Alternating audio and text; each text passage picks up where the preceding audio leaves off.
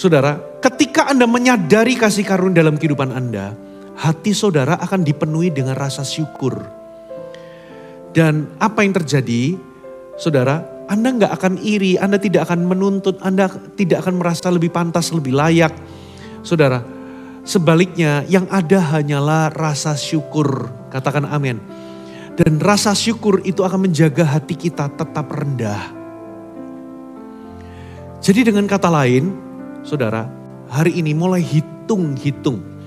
Berhenti, saudara, Anda lihat berkatnya orang, tapi mulailah hitung berkat Anda sendiri. Coba syukuri Anda bekerja. Syukuri Anda masih bisa bekerja. Syukuri Anda masih punya keluarga. Syukuri semua berkat-berkat Tuhan yang sudah ada di tangan.